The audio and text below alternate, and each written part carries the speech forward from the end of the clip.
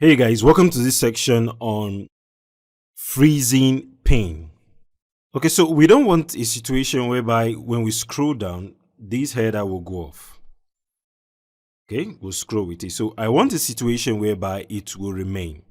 That is freezing the pane. So how do I freeze the pane? What I'll need to do is to go straight to View tab. And under the View tab, under Windows, I'll see Freeze Pane. If I click on this arrow that we have there by the side, you see freeze pane, freeze top row, freeze first column. So when I select freeze top row, what happens automatically is that if I start scrolling down now, you can see the top row has been freezed.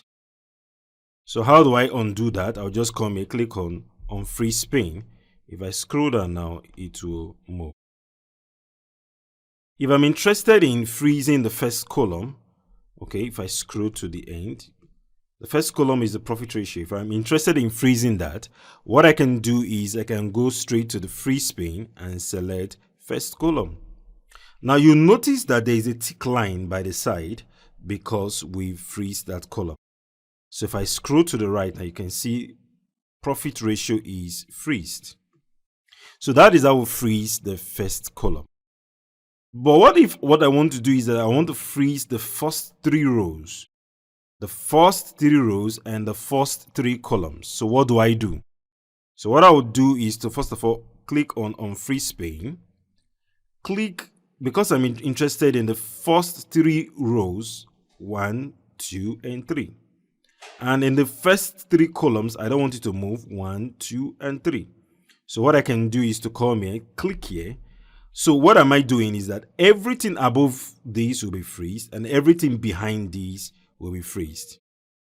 Where I have selected my selection, everything above that selection will be freezed and everything behind that selection will be freezed.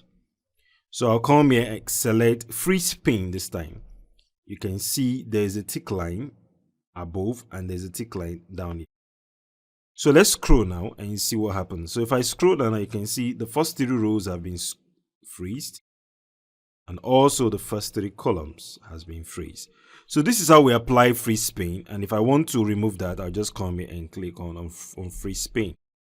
The reason you apply freeze is so that you can be able to view the data properly. The header will be viewed properly when you freeze your pane. So in the next class, we'll be looking at how we can work with some Excel functions so that we can conduct proper data analysis. See you in the next class. Thank you.